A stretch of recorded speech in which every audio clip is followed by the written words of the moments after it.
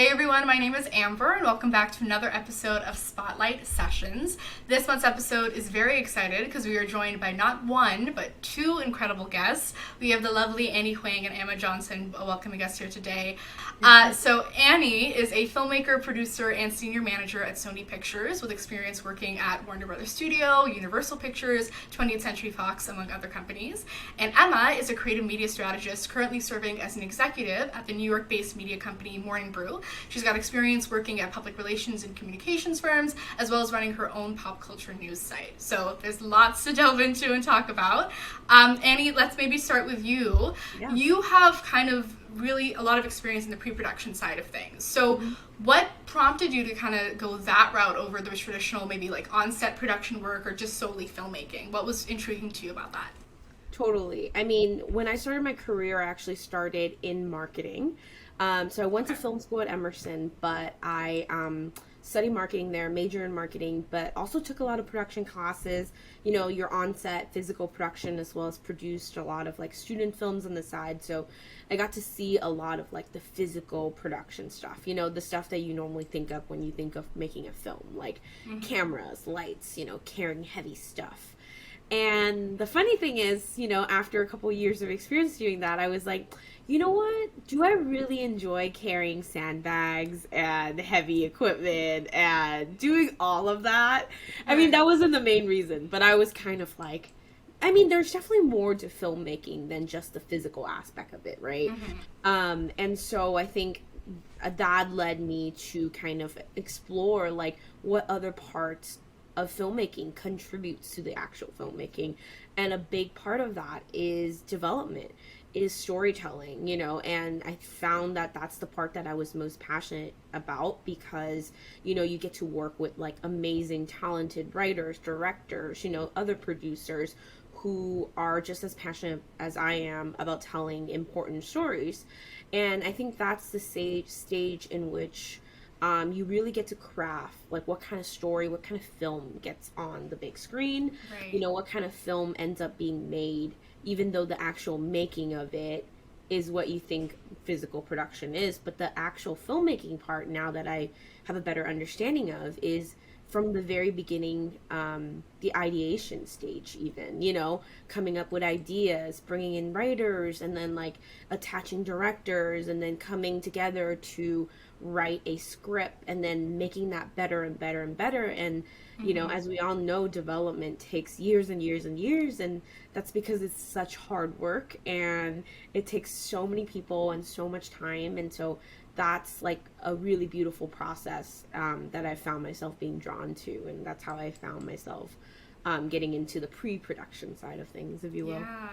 Absolutely. And I think I'm really happy that you mentioned kind of that there really are so many other aspects to filmmaking than just the on-set work. I think sometimes when people want to get into filmmaking, they think it's only to be a director. But, they, you know, like kind of as you mentioned, there's so many other aspects to that process. And, you know, along those same lines, you actually started in more kind of marketing related roles when you were working at production companies and then moved to creative development. So what would you say were the main differences that you experienced? What prompted the shift, and what were the differences between working in those two roles? Yeah, when I first started my position, it was also at Sony Pictures, and I was only an intern. And then eventually when I graduated, I was offered a full-time role. And in my marketing experience, I got to witness a lot of things that happen in the filmmaking process, as well as what happens after a film is finished, right? It still takes a year, maybe two, for it to be distributed. And as much as like a film, as much as, you know, it is hard to make a film, I think it's also equally hard to market and distribute a film, because as amazing as a film is, it's nothing without the people who watches it. And if no one watched a film, you wouldn't be able to talk about it. And is it still as amazing? You know what I mean? It's like that metaphor of like, if a tree fell in the middle of a forest and no one, you know, heard it, did it really fall? So I got to understand the importance of marketing and distribution during that process. But more importantly, I got to meet a lot of filmmakers in the marketing process, because at the end of filmmaking, the film is wrapped, post-production is done, everything is done, and then you're getting ready to market the film. That's when the filmmakers are like at their happiest, I found. And so it was really easy to get to know them, you know, all my favorite directors and like even talent in the film, the cast, crew. So I got to know a lot of them, and we went to a lot of film festivals together. And through that experience, I came to realize that what I was kind of more drawn to was the actual making of the film rather than the marketing of the film. And so seeing how happy they were, you know, reading reviews that came out of their movie for the first time, I was like, wow, this is how it feels to have made something that people resonated with. It's amazing. Wow. And I love that you get to kind of do a little bit of both now, that it's that kind of hybrid role. I'm sure I can't even imagine how many layers to the pre-production process and all of the roles that are at Sony Pictures. So that's probably something that's a little bit nice that you get to kind of do both. And you mentioned getting to work with people kind of at their height. So I have to ask, is there someone in particular that you were really, that always kind of the memory of getting to work with them or maybe meeting them has stayed with you? I think, well, there's like definitely a couple people who are like my favorites. Name any names, any and all will be taken. I mean, okay, so I'm a huge One Direction fan, so okay. So like my dream has always been to work with them when I was like 11 or like 12. But then my first job in entertainment was an internship, and I still remember meeting Harry Styles for the first time when he introduced himself to me, and I was like, I guess this is my calling. And then I chose to stay. Harry Styles. Oh my god. Exactly. I was like, I chose to stay in entertainment ever since then. I wish I could put somewhere saying that I basically helped Harry Styles' career. That's fantastic. No, I didn't. I think he helped my career is what I was trying to say. It was a mutual thing. We'll say it was a mutual thing. Yeah, that's exactly. Amazing. Oh my god. Well, now I'm really happy that I asked that question because we got that. That's great. So actually, Emma, now I kind of want to pivot to you as well. So you kind of do a lot of work that combines business and the creative industries. So what do you do you think, do your roles grab from the two? Like, what do you think is more kind of the businessy side of things? Where do you kind of get to be a little bit more creative? And is there any kind of specific people that you think would really gravitate towards those kinds of roles? Yeah, it's definitely a blend, and I think that's kind of what drew me to like working in creative strategy, because it's not like the type of creative where it's like you're designing something or like you're in the arts. Like it is so rooted in business, and I think that like in PR and in creative strategy, like creative ideation is really half the battle. The other half is like getting your clients to buy into the creative that you have, and then demonstrating the business impact that campaign is able to bring them once it's executed. So I think it kind of means there's like a couple priorities that you have to juggle. Like on the one hand, you obviously like want to create something that's thought-provoking and edgy and unique that's going to get attention. But then on the other hand, you want to create something that your client is going to actually buy. Because like if you work at an agency, like they're depending on you to get that revenue. So like, for example, like you could have a really fun idea to like work with Sydney Sweeney, like in her Euphoria, like Oklahoma costume to like promote like a sweet tea brand or something. But you could have a super old school client who's like never heard of Euphoria and they have no idea like why that would be compelling. So it's kind of like you're playing on both sides. So it's a little bit of a puzzle, and you always need to be showing the business case for like how these ideas are actually going to drive awareness or drive sales. So I think in terms of who would gravitate towards this, definitely people who view themselves as kind of like a split between left and right brained, which is how I always identify. So like you weren't necessarily like the captain of the math league or whatever, but you still kind of have like a heart for business, and maybe you weren't like the best artist, but like you still are able to like create a concept, if that makes sense. Yeah, no, for sure. And you've also worked kind of at entertainment related companies and the kind of marketing communications firms. So do you have a preference over which kind of, I guess, category you like working in based on what you do best? Yeah, it's kind of hard to say because I never really worked in entertainment outside of just being an intern, so I feel like you get like a very limited scope of like what entertainment brings. Like I have no idea of like the level of like entertainment knowledge that Annie would have, for example. But I think in my current role at Morning Brew, I kind of have a little bit of the best of both worlds, because something I've been focused on right now is trying to drive business from entertainment clients.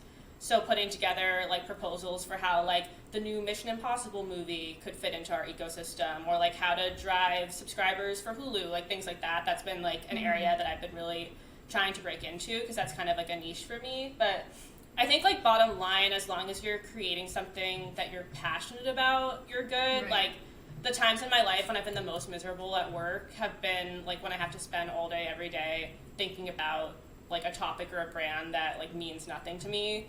Like I remember the day actually that I got offered this job at Morning Brew, which I like really, really wanted. I was like sitting in this onboarding call at a PR agency to be, this was like against my will, to be put on this new client, and it was like a gummy for like babies that are teething or something. And I was like, I could not care less about this. Like my soul was like leaving my body, and like the light was like draining from my eyes. I was like, I cannot believe that they're like, I like love pop culture, I love entertainment. I can't believe that they're putting me on this like teething gummies for for babies. Gummies. And then like 2 hours later, I got the call from Morning Brew that I got the job, and I was like, oh my god, I dodged a bullet. So that was basically your kind of like guiding angel that got you out of that. Yeah. That's amazing. Wow. Well, I really love the idea that these roles combine business and creative industries in more of a I guess a traditional way of like you get the best of both worlds, but you also kind of get a little bit more structure in the roles that you're getting. So I think that's something a lot of people can consider when if they're artists who, you know, maybe aren't ready to kind of get fully into the arts or to the traditional art forms, where they can kind of take a little bit of both and see what best fits. So I think that's great. And so now for both of you, I would love to ask, do you think there's any kind of misconceptions about your career that maybe people have that you think are not the case, that you kind of like to clear? Emma, do you want to start? Sure. I was like, who goes first? Sorry about that one. I think that like for marketing, it's like a really vague term that can mean like 100 different things. Like there's 100 different types of roles that could fall under marketing.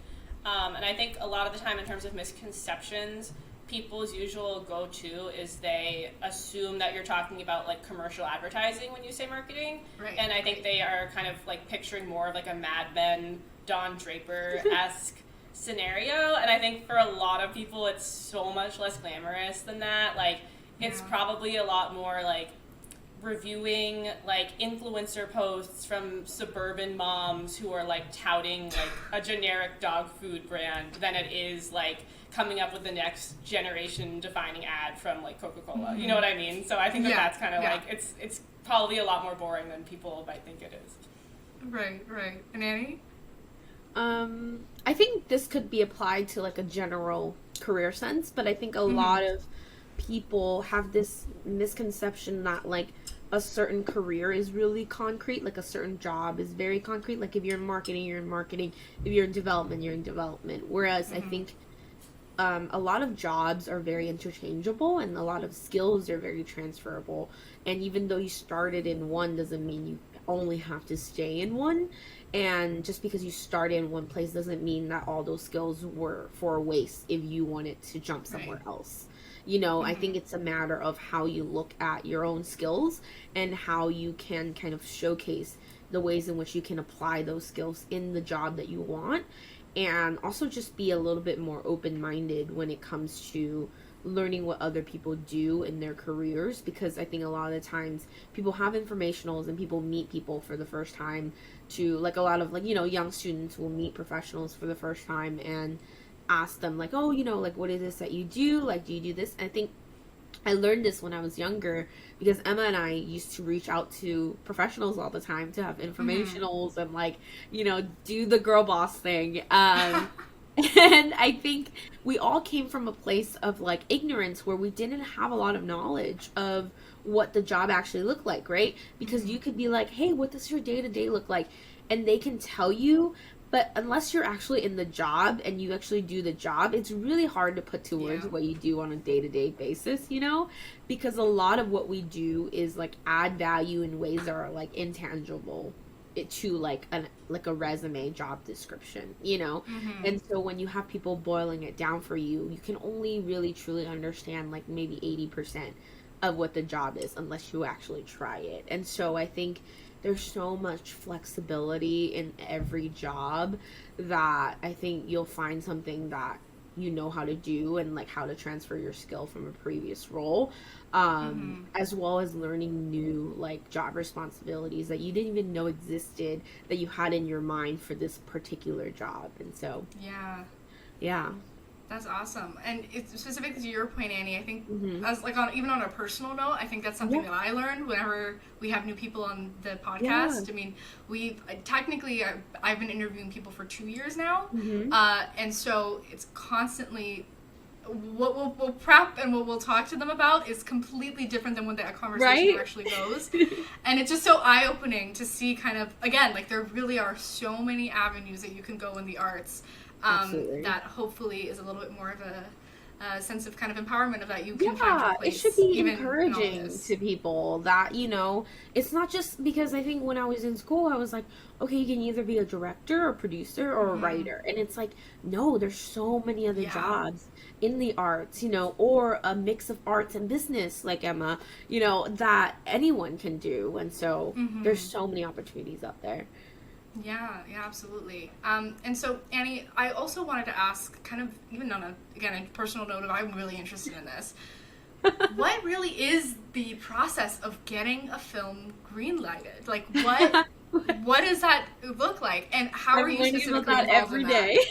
It's great. Every day. I mean, there's like a process, like, right? Like, just as all things, like how do you take DNA out of a whatever, like a sample, like there's a process, but that changes based on like the factors, you know, as well as the times, as well as the technology.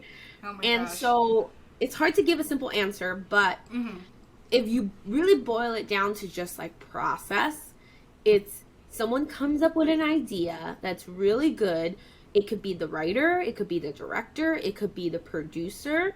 You know, if it's a writer, most of the time that writer has representation, that representation, whether it's like an agent or a manager, goes out to producers who are looking for materials. Because as working producers, you're constantly like meeting writers, directors who like have ideas. So let's say, you know, the lines, whatever, like all things aligned, the representation gets you a meeting. You're the writer, gets you a meeting, who came up with the idea with the producer. You guys meet, you're like, oh my gosh, let's make something together. This is great. Like, you know, I've always wanted to make this kind of film. But since you haven't written the script yet, do you mind just doing a pass on the, like, you know, your idea? Like, send it to me. The writer takes a couple months to write a script. That script gets to the producer reads it. This never happens, but the producer's like, okay, it's ready to go out to market. But normally, let's add like 2 more years to that to like develop the script, right? To make it better.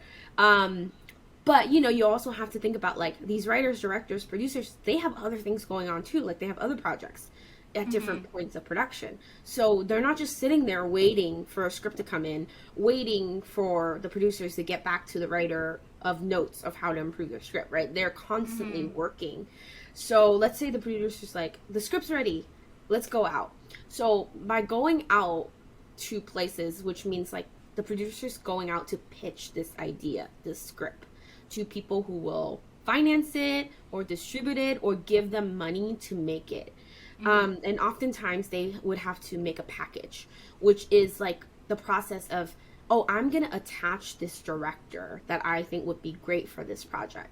I'm going to attach this cast that I think would be great. I'm going to attach this music supervisor that is great because I think this is a musical, you know, so people who are important to the project.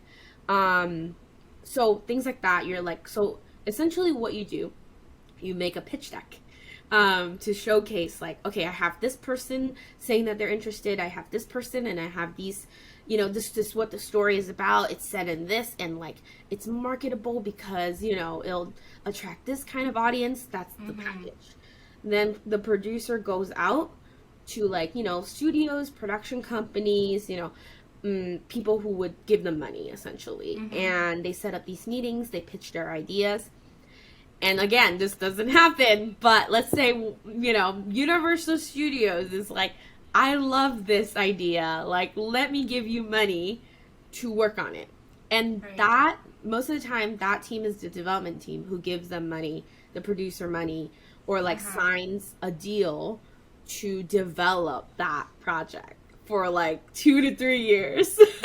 So that is not even like the process in which it's getting greenlit. It's the process in which the studio starts the development process on that project. The producer already spent time doing it in order for it to be ready for the studio to look at it. Now the studio's getting ready for it to be, kind of working on it for it to be ready for the greenlit committee. That's what we call it. It's like secret people. Like, we don't know who's in it. But we do know who's in it. Normally it's like department heads of like each, like the most important departments of the studio. And it's sort of like 10 to 20 people. So then the development executive who bought the project or signed a deal with the producer and the talent will then work on that to make it the most profitable, most marketable, and the best film it could possibly be, all before we start shooting it. So let's say 2 year pass and it's ready to be considered to be greenlit. Wow. Because during that process, you could hire new writers, a director might quit, like cast might leave, like there's so much could happen. But normally we go through a couple writers before it's like ready. And a lot of the time the writer who came up with the idea wouldn't even be the final writer in the end. So that is like a messy, very political process during this time. But let's say the project is ready to be greenlit.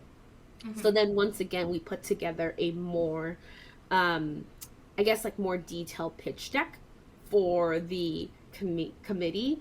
And it includes like budget, it includes like where are we shooting, like how many days, and when would this possibly go out, like to be released in our slate or calendar year, all of those things. And then the committee greenlights it. Let's best case scenario. Most of the time, this is what happens. They're like, no, we're not going to do this, but if you can do it for this amount, we can do it. So that's normally the answer. Because we're like, let's make this for 100 mil. And then the people are like, no, you can make it for 20. If you can't make it for 20, you can't make it. Something like that. I'm just throwing out numbers. Yeah, no, of course. So that's kind of the process. And after it gets greenlit, there's still so much work for it to be done, which is like fixing the issues that, came up during that meeting. And then finally it goes into production. Which is what you would consider physical production. That's like a movie plot in itself, is trying to get the project greenlit. Oh my gosh. So how many projects would you say like fall behind at these stages, like make it to only one stage and then have to go back and do it? Is there Hundreds. do you continue with the idea, or do you scrap it? What's kind of usually what you guys do? Yeah, there's like a lot of scenarios, right? Like I think a lot of projects get scrapped before it even gets to that green lighting presentation process. Like people are like, after developing it for a while, the development executive is kind of like, I don't know, like I bought this idea when we were really into Sydney from Euphoria, but then like 3 years later no one cares about her, so like by that time it's not relevant anymore, so why would we be making this, things like that. So like time also is a factor, and like maybe there's up and coming stars now, there's like better ideas that come out, or like even a competitive studio put out a movie with a very similar idea, and then you're like, well, there's no point, right? Because it's already being created in a different form. Right. So a lot of things get scrapped during the development process at the studio, 100%. And then a little bit more gets scrapped during the green lighting process. And a very few very few projects go all the way to production. But even those who made it through production and through post-production, some movies will not get released because of many other reasons. Some of which you've heard about on the news, you know, things like that. So it's a tough business. I just need to give you so much credit for having to go through that entire process over and over and over again. I mean, I don't personally have to, but like, you know, I'm imagining like producers and like development executives, people who I aspire to be. Yes, like I would have to go through this again and again. And I'm actually surprised that I was able to articulate that entire process. Like, that was a good chronological in my brain. Thing. I love that. No, that's probably on repeat. I think subconsciously. Yeah. That's amazing. That's great. That's so interesting. Yeah. Well, in an Emma as well, we're talking a little bit about the day-to-day activities of things. Talk to me a little bit about your day-to-day activities, specifically at Morning Brew. What does your role consist of? I know you briefly mentioned it, but what are kind of the things on your everyday to-do list that you're working with?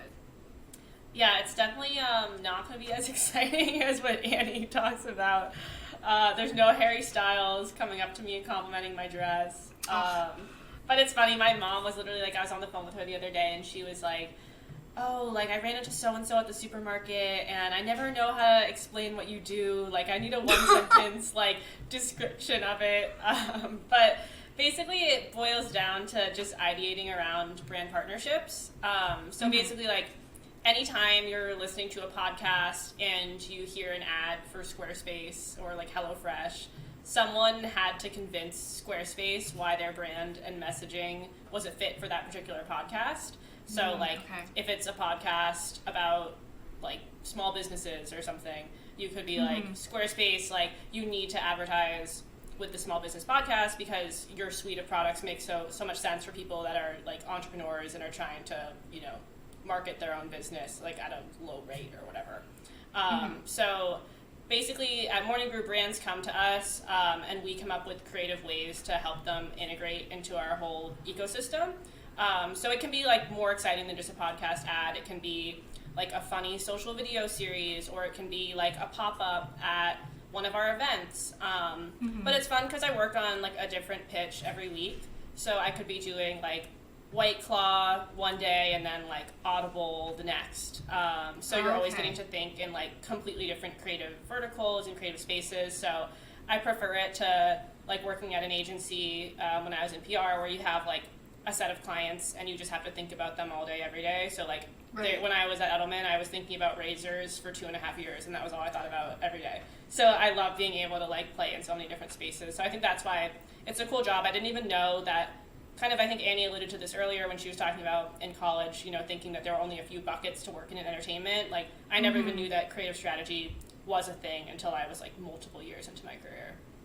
Yeah, absolutely. And is there a specific project or client that you worked with that maybe you could talk about if it's out, that maybe was, like, a particular favorite of yours across your career? Something that I always talk about, that this was actually when I was at Edelman, and it was, like, one of my favorite things that I worked on, was during the pandemic. And I think, like, part of the reason why it has, like, a special place is because it was such, like, a scrappy shoot to get together, because, like, it was still, like, pretty locked down. Like, you couldn't, like, we had to have this woman film it remotely and stuff, but basically we were promoting a facial razor. I don't know if you've seen those, like, dermaplaning Like the razors. dermaplaning? Yes, exactly. And we were, like, thinking about how we could make it relevant for the pandemic, because, you know, like, people aren't going out as much. It's kind of like, why do you need that? But we were thinking about this insight that, like, when you're wearing a mask, the only way that you can communicate is, like, above the nose and, like, with body language. So, like, your eyebrows are so much more important to communicating. Like, if you want to, like, flirt with someone at Trader Joe's, like, or if you want to, like, show that you're saying hi to your friend from across the park and they can't see that you're smiling at them. So basically we worked with an up-and-coming actress at the time, Madison Bailey, who's on Outer Banks on Netflix. Yes. And then we paired her with a body language expert who we found, and they did a tutorial where, like, Madison shaped her eyebrows with the facial razors that they were super defined, And then the body language expert like showed her different body language tips of using her eyebrows so that she could communicate like with her mask on. It was called Brow Talk, and it was like a really cute social video that did really well, like with engagement and the earned headlines that we got. So it was just like it was such like a labor of love, and it came together so perfectly, but like kind of against all odds, I guess, because like that was not really the time to like be producing high quality content, I guess, when people were like literally stuck in their apartments. Wow. I love that concept, actually. I'm going to go find that video. That's amazing. Yeah, I'll send it to you. That's so great. And I'm assuming you're working with groups of people. Are you always working with the same kind of team in creative strategy, or are you going between people based on what the project is? Yeah, so basically my main point of contact is usually a salesperson. So they're kind of like more of the client-facing person, and they're divvied up by category. So, like, if I'm working on White Claw, like, I'm working with the guy who handles all the alcohol partnerships. And if I'm working on Squarespace, I'm, like, working with the woman who handles all of the tech partnerships. But it's a really small team, so you get to, what's nice about it is you get to have, like, a lot of autonomy, and there's not, like, a ton of back and forth about, like, creative concepting and stuff. Like, once you kind of have an idea, and the deadlines are so fast that you just kind of have to, like, hit go. So I like the kind of fast pace of it. Yeah, absolutely. And, one thing I also wanted to ask is you've gone through a lot of different roles, which is so great because I'm assuming you've probably gotten to feel for different places and different experiences. What was the best kind of tool that you used to kind of get these roles? Was it networking? Was it just filling out job applications you found? And is there something specific you kind of really recommend people who are looking at creative strategy that's something we should really take some time learning? I think that, well, first off, getting a job at a PR firm is so easy. Like, anyone can do it. You don't need to know someone in the inside. Their turnover is so bad at PR agencies that they're always hemorrhaging talent, and, like, they are desperate for you to join them. Like, you could probably, like, interview at a PR firm and have that wrapped up within, like, 2 weeks. Like, you've got the offer. Like, it's done. Wow. So I don't think that is, like, too challenging by any means. But I think, like, the biggest takeaway, and I think this kind of, like, goes without saying, but in terms of actually, like, getting through the interview process and, like, landing the offer, I think the biggest thing is, like, really not sleeping on, like, whatever assignment they give you. Because a lot of the time they'll give you, like, a project, like, you have to make, like, a mock pitch deck, or you have to write up a press release or something like that. And I know for my current job at Morning Brew, which was a little bit more competitive to get based on, like, the number of applicants or whatever, but my boss, I had to do this, like, case study, and I had to do it over Christmas break. I, like, had to put, like, together a presentation of ideas for, like, a mock client, and it turned out to be a shaving client, and I had just come from spending 2.5 years full circle moment, working on razors, so I was like, this was made for me.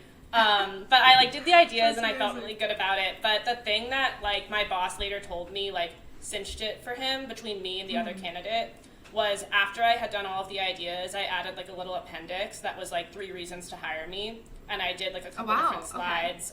Like, one slide had references. Like, one slide had, like, I don't even remember, like, things, like, ways I had grown in the past year. One slide had, like, case studies of, like, the past work that I had done that had been successful, I think. But I guess, like, thinking about what your competition is going to be, like, too lazy to do, and then just, like, doing that thing. Because I was kind of like, I don't think anybody else is going to, like, do this extra mile thing, so I'm going to do that. Yeah. And it's, like, kind of cringy and embarrassing, like, to kind of put yourself out there to, like, be, like, a try-hard. But, like, if you can push past that, I think it, like, actually does work well for you. Do you have any kind of tips along those lines of networking? I think, especially, I even myself included, a lot of young people, we find networking a little bit hard because we're not sure if, if we're going to be asking too much, or we don't know how to kind of maintain the connection. So is there anything that you found really helpful?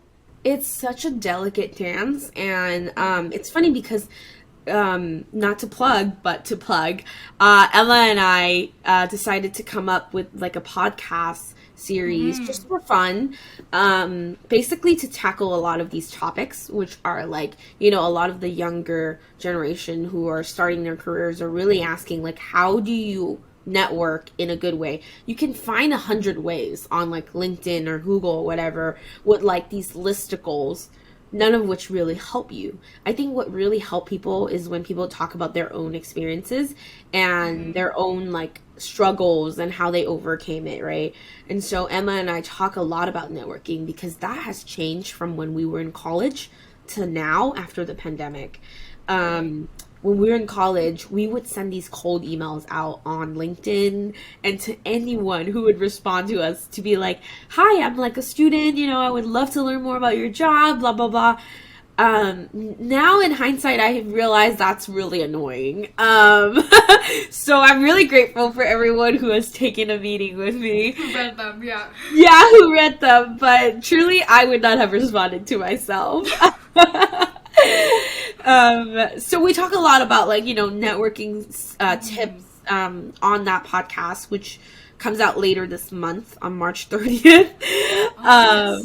Yes. Well, we're gonna have links to everything as well. Yeah, so yeah. We'll make sure to Absolutely. mention the podcast as well because we're all doing the same thing. So I think sure it would be an amazing resource. Exactly. It'll be called Hardly Working, and we'll basically tackle all these topics about networking. But kind of to answer your question, for me, my model is basically what I said in terms of like, you know, create genuine connections with people. Don't approach networking like you're networking. Meet people because you're interested in what they're doing and their goals and what they want to do in their career, as well as their interests. Because a lot of the time you'll find common interests. A lot of my friends in the industry I have common interests with, whether it be like playing tennis, which Emma's gonna laugh at me for. You know, find the thing that you're most passionate about that's not related to work and use that as, you know, something to kind of brand or like kind of like identify yourself with, because then people don't want to know you just as someone who does this XYZ type of work, right? You want to be like, hi, I'm Amber, I have this podcast and I love doing this and I, you know, am interested in this and I love Harry Styles and like things like that. And then people will be like, oh my gosh, like you're a real person. And then down the line, when you need a job, when you need, you know, a referral, when you need something, they're more likely to help you out. And I think that has been my experience so far.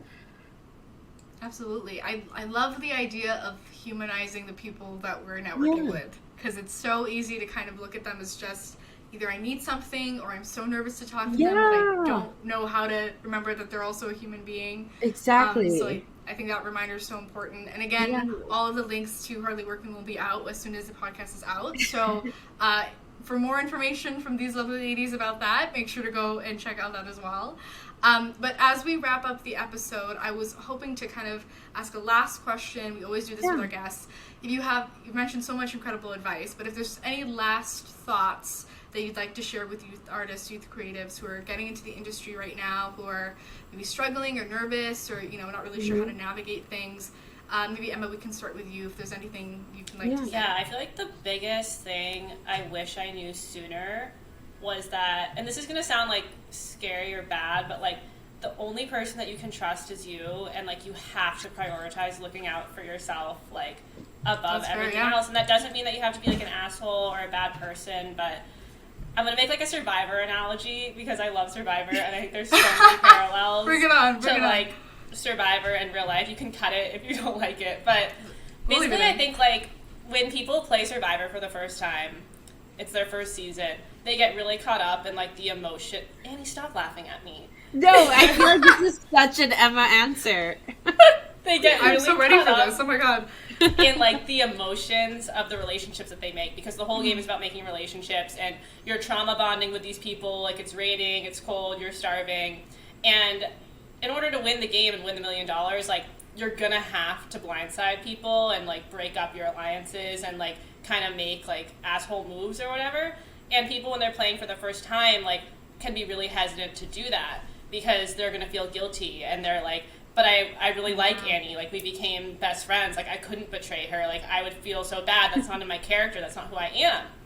And then they lose because like they weren't thinking about strategy. So you they were would playing betray with their heart. me, is what you're saying. Survivor for $1 million, yes. I understand the background behind this. I do. I have to admit. Yeah, and That's like so then funny. I think it really, that can be sort of seen reflected in like when you're in your first job, where like you are like, wow, these people took a chance on me, and like my managers have taught me everything, and I've made all of my friends in a new city here at work, and like now, you know, it's in my best interest to transfer to another department or to advocate for a promotion or to even leave the company to pursue something else, and people are held back by like this feeling of loyalty. And I think managers know that they can exploit that in young people and kind of use your feelings to manipulate you and keep you where you are. And I think that I was even talking to someone today who was like, I really want to get out of this situation at work, but like it's just me and like my boss, like Lauren or whatever, like, you know, in the trenches together, and I don't want to like let her down. And I was like, but Lauren would let you down in a second.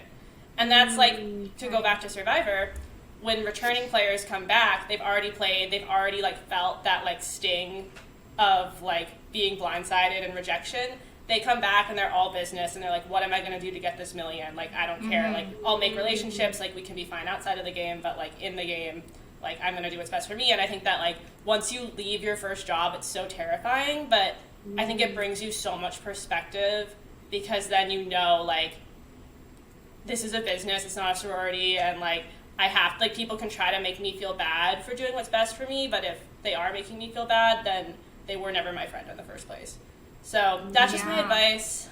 And Hard truth. people gave me that advice so much when I was younger, and I never took it. So I just like feel compelled to tell it to you guys now. Can I just say, I think that's probably one of the best pieces of advice we've gotten on this podcast. Genuinely, Oh my God, I'm honored. I so appreciate the candidness in that. I think it's so something I even, you know, myself really never think about, but it's kind of the reality of what we're getting into. But thank you for that. And the Survivor analogy was amazing. Thank you for that. Yeah. That was like took it over It's the my top. I loved passion. it. That's amazing. I love that. And Annie, if you wanted to add anything. Yeah, I think along some of those lines, even though I personally don't think that everyone is out to get me, Emma and I are like opposites in that way, I think.